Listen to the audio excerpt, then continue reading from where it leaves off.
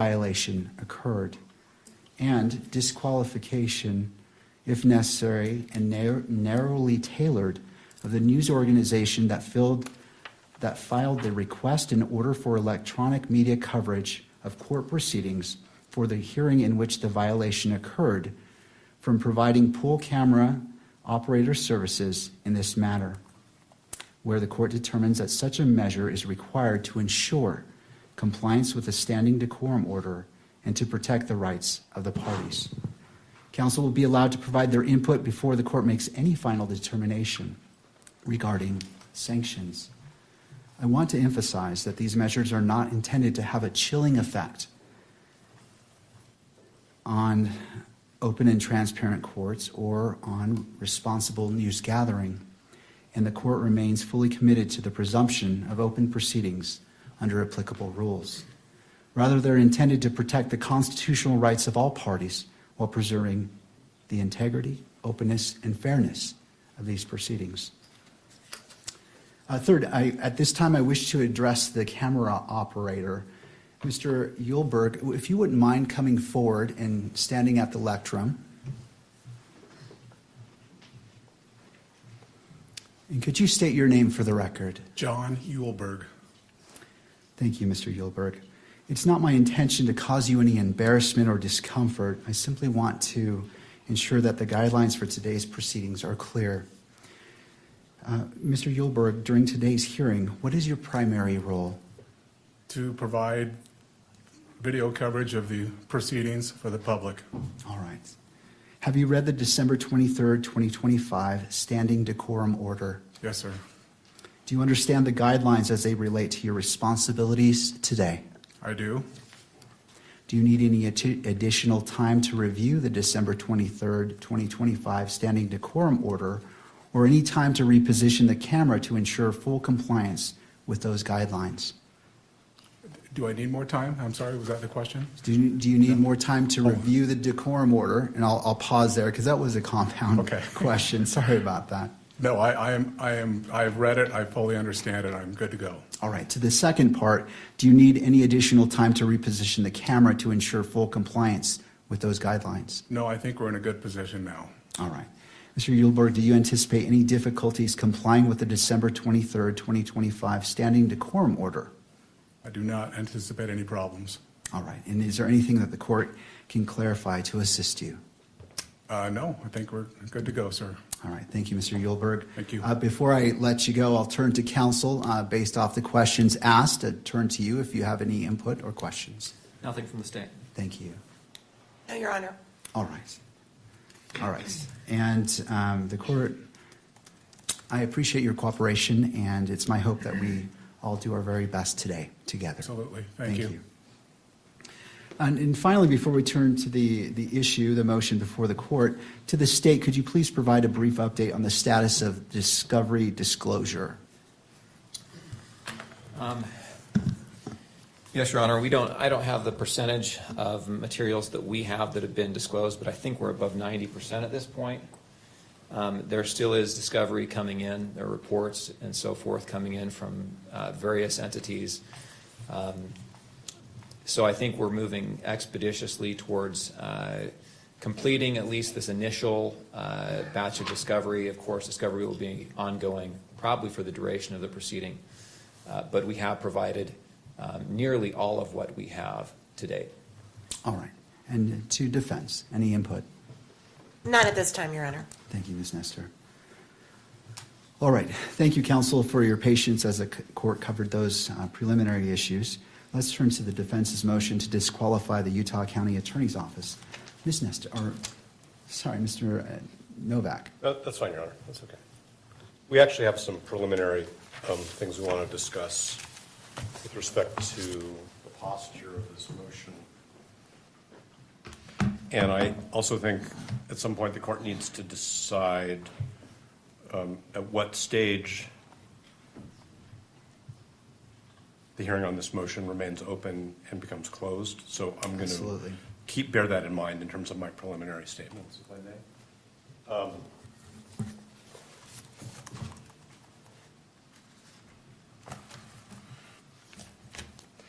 When we filed this motion to disqualify, and when I say we, I mean Mr. Robinson's counsel, we fully expected that what the Utah County attorneys would do is refer the motion to the Attorney General's office so that the Utah County attorneys are not in the position of representing their own interests as potentially conflicted attorneys in a potentially conflicted office, and representing the state's interest in the prosecution. We heard informally from the state's attorneys that they were preparing a response and when it would be provided. And then what we received, and again, I'm bearing in mind that we're in an open hearing at the moment, was a brief where I'm going to say the unsworn representations of two attorneys from that office are basically integrated into points and authorities. We don't have affidavits from Mr. Gray or from the other attorney. We have argument. We noted in our reply that we were surprised, that's in footnote 2 at page 4, that the Utah County attorneys were representing themselves in connection with a motion alleging that they have a conflict of interest and that the state was not being represented through the Attorney General's office. We did some further research on this, and you know, we have some case law that we can provide the court. I suspect that the court is very familiar with the fact, just from its own experience, that in appropriate circumstances, the Attorney General's office can either, one, represent the state in what was a county prosecution with respect to a disqualification motion so that the boundaries are clear, or if there's an ultimate finding or conclusion that there is a conflict of interest, take over the prosecution or assign it to another county. So we're very concerned that we're getting off on the wrong foot, if I can use that metaphor, because we have officers of the court who are both representing their own interests in continuing to be the prosecutors in this case and representing the state in a situation where there should be what I would call, at least temporarily, conflict counsel. I'm not sure that's the term the Attorney General uses, representing the state's interests. There's a Supreme Court decision which is called State v. Jimenez, Jimenez, which I can provide a citation for.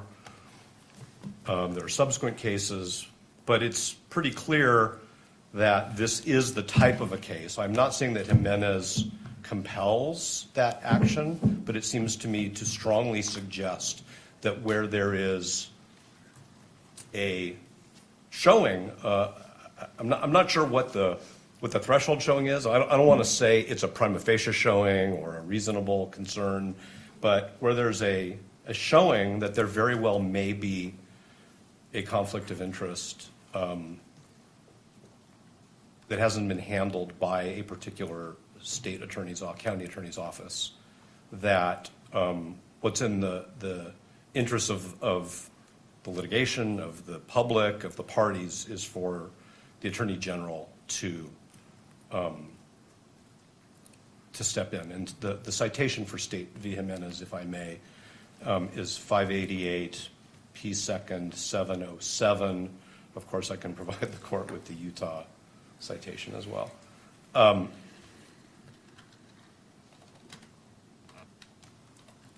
This court actually has the authority under that case, State v. Jimenez, to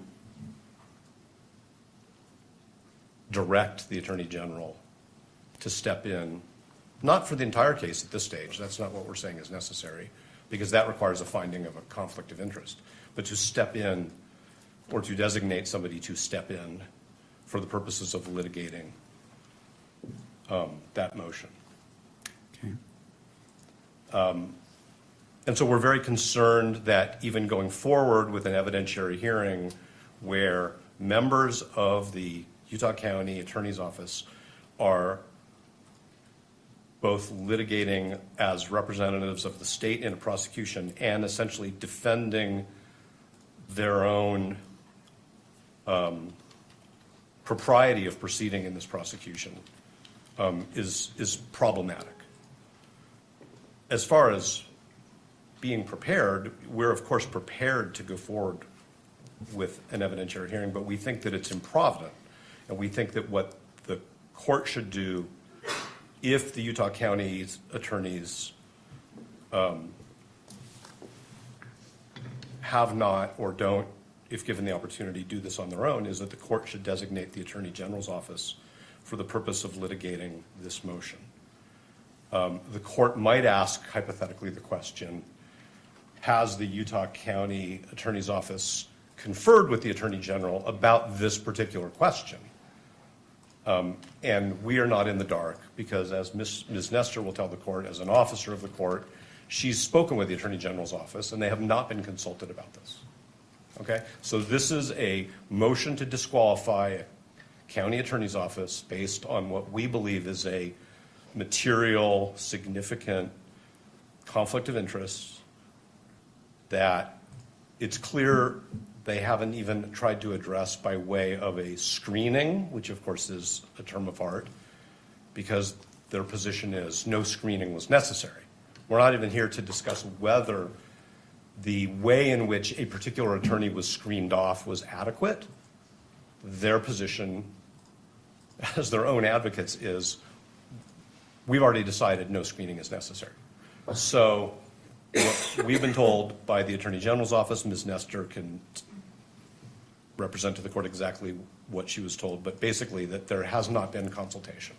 And while that is Mr. Gray's prerogative, we think it's wrong, and we think that this court needs to exercise its authority to intervene and say, in this case, for this kind of a motion, the court needs to hear from a representative of the state who does not even appear to have a conflict of interest. So that's our preliminary statement about these issues. And again, I hope I've avoided saying anything that should have been said in a closed hearing. I think I was pretty good about that. So that's where we are before we even get into the litigation of it. And I don't want to be formalistic, and I'm certainly not trying to be confrontational, but I think actually what we think the court should do is the court should strike the Utah County attorney's response to our motion and direct the Attorney General to take up the responsibility for responding to our motion in whichever way clearly non-conflicted attorneys representing the state think they should, how it should be responded to. And if I've muddled, I always say this, Your Honor, if I've muddled anything or confused anything, please say so and I'll try to clarify. Thank you. I do have some questions for you as it relates to this. I wish to consider all the authority that you wish to cite to. I mean, obviously you came into this hearing knowing that this is something you're going to present, and this court wants to be efficient with time, but thorough. Yes. And not jumping to conclusions. Can you give me all the authority that you wish for me to consider in considering your request today? Yes, and I think what we could also do, which maybe would be more helpful to the court, is that we could file a short brief on this particular issue, because I will acknowledge that while we were surprised that the brief was filed by the same lawyers who are alleged to have this conflict of interest, it took us a little bit of time to, and we wanted to get that filed in time for today's hearing because the court had set the hearing. It took us a little bit of time to think through these issues. So there are Utah authorities, there are authorities from other jurisdictions, there are also ABA guidelines on the prosecutorial function, which we think strongly suggest that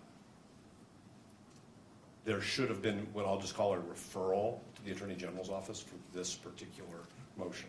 I can stand here and I can give the court case names and numbers and sections from the ABA standards, but it was not our goal to, of course, put the court on the spot and require the court to, like go back into chambers, think about it for, some pressured period of time and come back out and make a decision. So if it would benefit the court for us to file something, and I don't mean in a month, I mean very soon, so that the court has thoughtfully presented points and authorities, we're happy to do that. As far as I know, the only people who've traveled out of town for this hearing are Mr. Burt and myself. So I'm thinking about the convenience of witnesses and the court and counsel.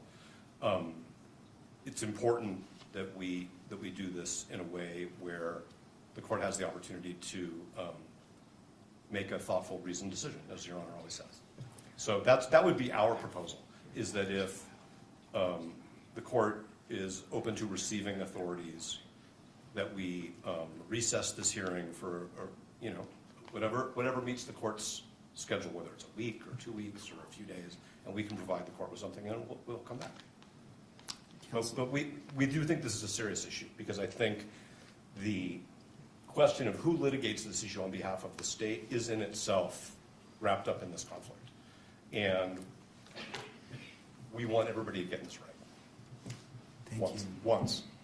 My question for you is, knowing this, why didn't you file a motion prior to today's hearing, knowing that the court would be in this position based off your request to prepare the court, prepare opposing parties, and to be efficient in our use of time? I'm trying to understand. I understand what you're saying, and I understand that things evolve, but I'm trying to understand why that wasn't filed in advance of the hearing to put the court on notice at the very minimum, and just to allow the court to do what the court does.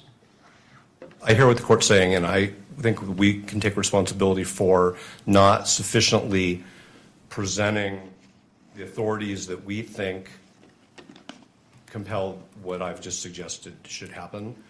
We noted in our reply brief that the county attorneys should not be representing themselves. And that's probably an inadequate message to the court. But we did file a motion to disqualify. And inherent in a motion to disqualify based on the conflict of interest, we anticipated would be that the state attorneys would seek representation from a clearly non-conflicted, appropriate prosecutorial authority, which, as I've done further research, and Mr. Byrd and Ms. Visser and Ms. Nestor and I have all done further research literally up until earlier this morning, we think it's pretty clear that this court has the authority to make that, I'm going to call it a referral. I think it's an order referring it to the Attorney General if the Utah County attorneys choose not to do so. And the additional information, which we did receive today, I'll just tell you that, was that there had not been any communication between the county attorneys and the Attorney General's office concerning this issue. So I'll fall on my sword if the court thinks I should be sanctioned for not bringing this up sooner. I hear the court, but we are we're juggling many aspects of this case all at the same time, some of which the court is aware of, some of which the court probably is not aware of, but the court can imagine. No, and I appreciate that. It's not the intent to sanction you. I understand that issues come up, and there's a lot going on, and so the court appreciates your candor and representation today. So these items can evolve, and so the court is not finding fault with you. It's just hoping that, as it requires a lot of time and resources for you and for fellow attorneys and for the opposing party and for other parties, we just might want to make sure we make the best use of our time when we're together. I hear everything the court is saying. I take it to heart. I understand what the court's saying, and we are cognizant of the time that the court devotes to preparation for these hearings. So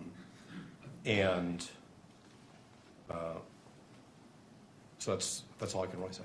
Sure. And also for Mr. Robinson himself and the victim representative, Ms. Kirk as well, we just want to do our best. And I understand, and I'm not finding fault with you, sir, or your team.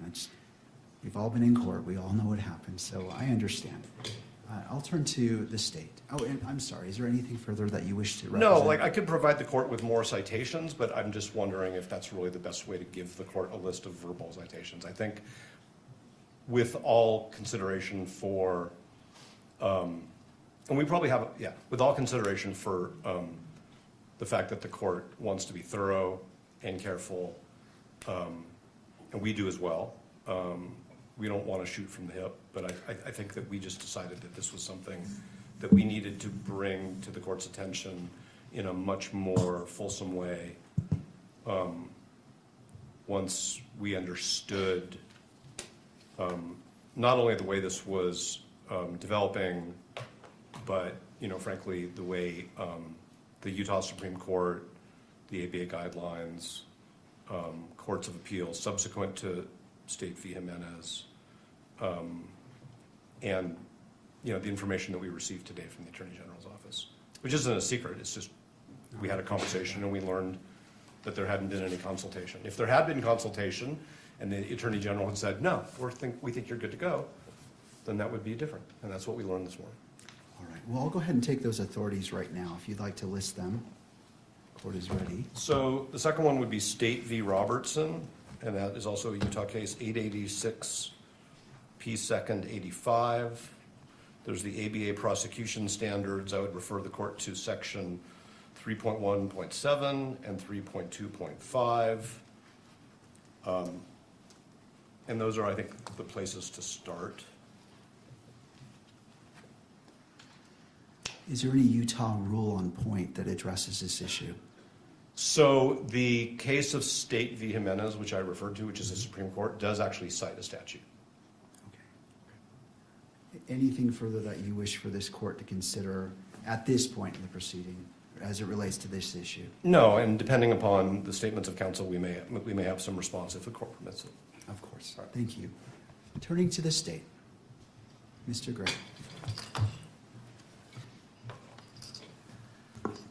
Your Honor, I'm not sure why this is coming before us today. If it was such a surprise to them more than a week ago, I don't know why they wouldn't at least notify the court. I, too, represent the state. I'm an elected official, constitutionally elected to represent the state. Where does this end? I don't know these cases. I'm very interested to see whether or not they refer to trials. I know that the Utah Attorney General's office, they've done the same thing that we have in Rule 11 motions, where one counsel on the team examines their boss, in fact, on the matter. So I just think this is ambush and another stalling tactic to delay these proceedings. There's no reason that they could not have at least filed the motion and asked for time to brief it.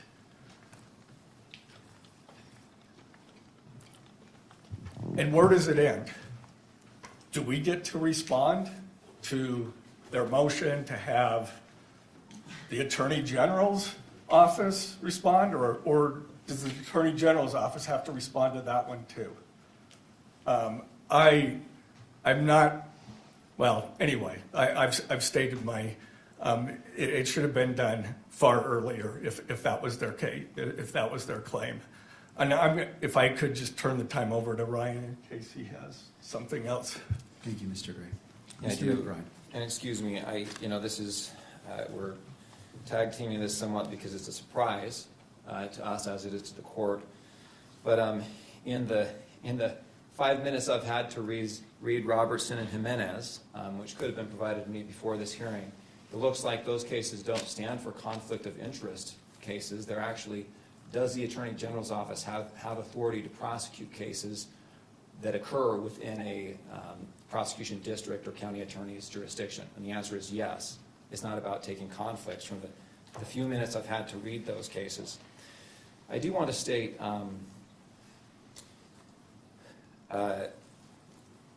this is, of course, the first time this has been raised to us. The defense has known that we were going to respond to this motion for some time. We requested an extension for our filing deadline back in December. The defense agreed to that extension. Our reply was filed January 5th. The defendant's reply was filed thereafter. And in that reply, the tone of that reply is mentions that they thought that perhaps a special prosecutor would be appointed to handle the conflict case, but in the alternative says, we'll be able to, we want to subpoena witnesses to establish the facts that are laid out in the state's opposition motion or memorandum. And that was what we understood was going to happen today. You have a family member of a prosecutor who has been subpoenaed. An affidavit has been supplied to the court. We believe that affidavit is adequate, but it wasn't adequate from the defense perspective, so they subpoenaed that person. Prosecutors have been subpoenaed for today's hearing. We have 2 investigators that have been subpoenaed for today's hearing. And we are ready to go, Your Honor. I think that the motion or the request the defense has made assumes that a conflict does exist and that there's an inability of the party who has been accused of a conflict to defend themselves. And I just don't think that that's true. If there is a conflict, which is the question that this court is to decide, the case will be referred. Until that conflict has been established, the case is properly in the jurisdiction that has statutory authority over that offense. And until that conflict has been established, the Utah County Attorney's Office has this case and can defend its involvement in this case. I got just a moment to review my notes and see if there's other points we want to make on this. Of course.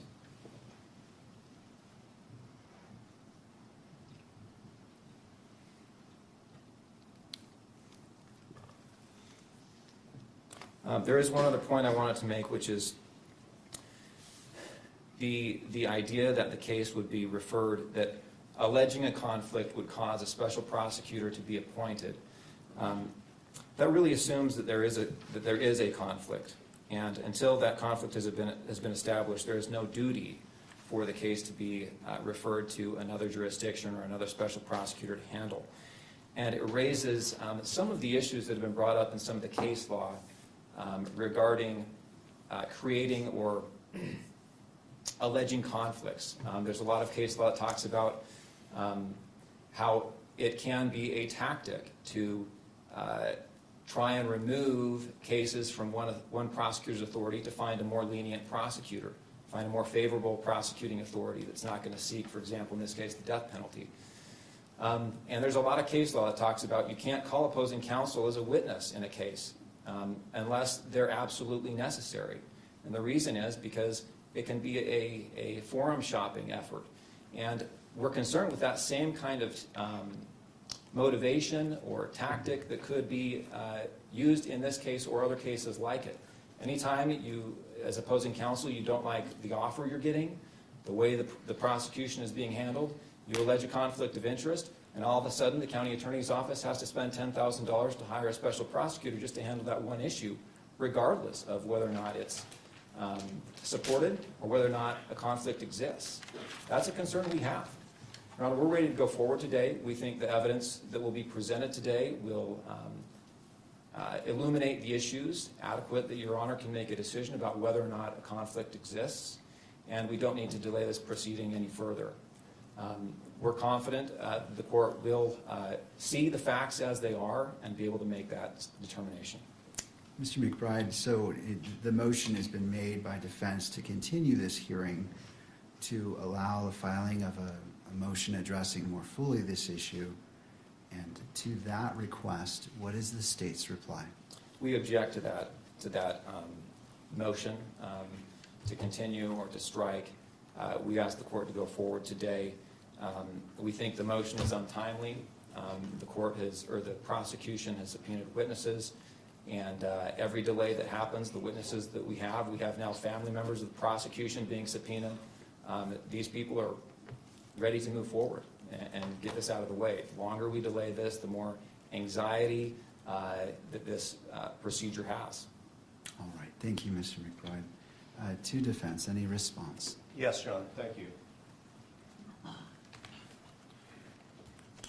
First, I want to say this is not about seeking a lenient prosecutor.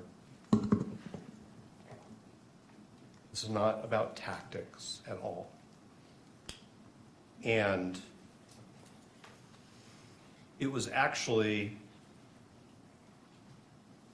the county attorney's office who informed us back in October that there was a family member of a prosecutor who was present at Utah Valley University at the Charlie Kirk rally and experienced and witnessed certain things. We didn't make this up out of whole cloth. We didn't grab onto some piece of discovery and say, a wedge, a tactic.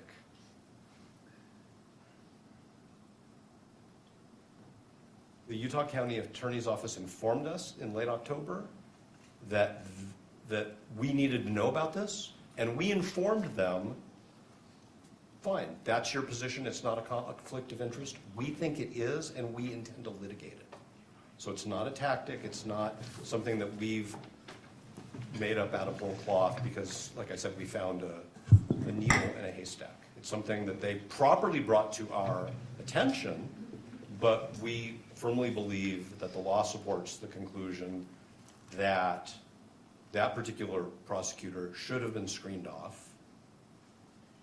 There's good case law on screening, which we did fully cite in our briefs in a timely way, and there was no effort to screen off that prosecutor, and that has now created a problem for the whole office. That is not made up out of whole cloth, and like I said, it's not about tactics or lenience or delay. This isn't delaying anything, at least on our part. The other thing that I want to point out is to say that until this court decides there's a conflict of interest, somebody else shouldn't be handling this issue is circular. Because by that point in time, the court would have already allowed the conflicted attorneys to represent the state in a hearing on their potential conflict. So I actually think the way you avoid that circular argument and the sort of harm that arises if the court were to find that there is a conflict is to at least temporarily have the Attorney General's office handle this. Yes, Mr. Gray is an elected official, but that doesn't mean that his office doesn't have a conflict of interest. Conflict of interests arise. A judicial officer decides to become a prosecutor. A prosecutor decides to become a judicial officer. That's actually where most of the case law comes from, as Your Honor knows. A defense attorney changes careers and becomes a prosecutor. There has to be a screening. The case law is very clear that the screening has to be adequate. There's been no screening here because Mr. Gray decided we don't think there's a conflict of interest. And what we're saying is it's not a needle in a haystack, it's not a tactic, it's not a fiction, it's not a thin reed. The evidence that the court has suggests, number one, that there's a very good possibility that as a legal matter there's a conflict of interest. That's why we need to have an evidentiary hearing, because the court doesn't have all the facts. And number two, that the Utah County Attorney's Office, because they decided early on, without consulting with anybody, that they didn't have a conflict of interest, didn't put any screening mechanisms in place. And so I understand that they want to defend the decisions that they've made, but the question is, shouldn't the state be represented by somebody else in the course of this court resolving whether those decisions were right. Because to quote the law and to quote the ethics, the Utah County Attorney's Office is now serving two masters. I don't like that word, but that's the word in the doctrine. They're representing themselves and they're representing the state of Utah. And that's why the Attorney General or somebody else designated by the Attorney General should be representing them in this matter. And I do want to say one more thing, if I may, Your Honor, and I appreciate the court's patience. I think that the way we raise this issue in our reply brief is not as accommodating to just letting it go as counsel suggests. What we said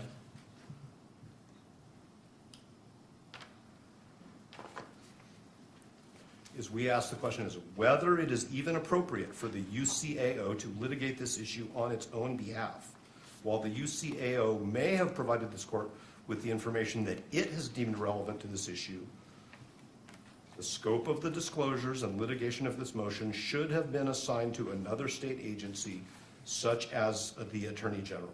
We didn't suggest that this court should appoint a special prosecutor for all purposes, or that the filing of this motion means that the Utah County Attorney's Office is automatically disqualified from the litigation. That's the point of the motion, is whether they had a conflict of interest, and if they did, whether they handled it. And it's our position, correctly, and it's our position that the answer is yes and no. So I understand there are witnesses here, people are ready to go. We think that the court should either accept briefing or agree with us that the referral is appropriate. And I want to cite, if I may, the citation by the Supreme Court in Jimenez. So this is 588 P. 2nd. It's 707, but this is at 708. This is the statute quoted by the Supreme Court. If at any time, after investigation by and a finding and a recommendation from the district judge involved, that the county attorney in any county is unable to satisfactorily and adequately perform his duties in prosecuting a criminal case without additional legal assistance, the Attorney General shall provide such assistance. That's very broad. What that means in this case is it's inappropriate for the Utah County Attorney's Office to represent itself when it is also representing the state. And that for this motion, this court has the discretion, we would say, respectfully the obligation, to designate the Attorney General to represent the state, the people of the state of Utah, in this motion. And depending upon how the court rules on the motion, then we have to see what happens next. So is it your position that the court has discretion to make that decision? I think that the court has the discretion to say to the Utah County attorneys, you shouldn't be representing yourself in this case at this stage as to this motion only. Continue to do what you do while this motion is pending, and we will resolve this motion. I am not suggesting that they should stop the work that Mr. McBride talked about preparing discovery, having their agents interview witnesses. We want to get this motion resolved in a timely way. It is not a stalling tactic. But I'm not saying, let me be very careful because I don't want to misinterpret the court's question. I'm not saying that whatever this court decides is the right decision because the court has discretion. We believe that the law requires that the county attorney's office be represented by somebody else for this motion. What I'm saying is the legislature gave the court the authority to compel that when the state attorney and the attorney general haven't done anything about that yet. I'm not saying that the court, I mean, I don't know what the standard of review on appeal would be, so I'm not just saying it's an abuse of discretion standard. What I'm saying is the legislature gave this court the authority to direct, refer, to the Attorney General representation in a criminal case where there's a showing of a potential conflict of interest. And I've been a criminal litigator, although on this side for a long time, so I understand what counsel's talking about, is sometimes defendants come up with questionable grounds and move to disqualify. And I don't think that that's a finding that the court can make in this case. It was actually, as I said before, the Utah County attorneys who were concerned about this enough that they brought it to our attention. We have profound disagreements about the significance of the conflict and the way it was handled. Okay? And otherwise, I think I would be repeating myself if I said anything more without answering a direct question. All right, I just have a brief question.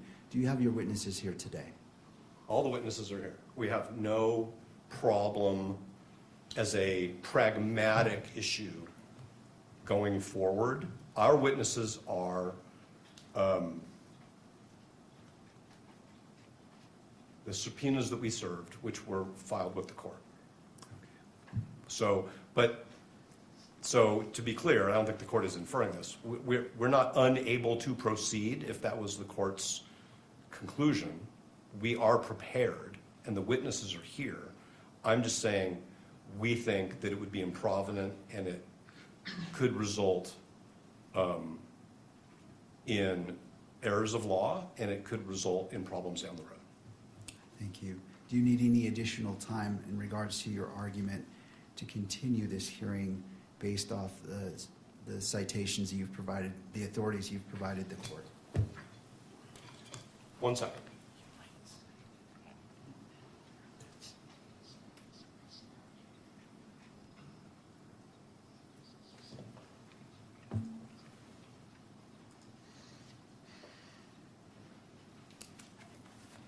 No, thank you. All right, thank you. What this court intends to do is, this is an important issue, and I realize the totality of what's been presented. And my question in regards to your witnesses it was informatory. I just wanted to see if depending on what the court rules, if the parties, I don't want to disadvantage either party in that. So this is an important issue, and this court wishes to take a brief recess. I want to look at what's been provided and make see where the court needs to go. I want to inform myself, take a moment to look at it, and as opposed to just making a snap decision and taking into consideration all parties and the constitutional rights of all parties as well. With that, we will be in a brief recess. I always hesitate to give the time because We'll be sometimes here. I appreciate you being here. Court is in a brief recess. Thank you. All rise.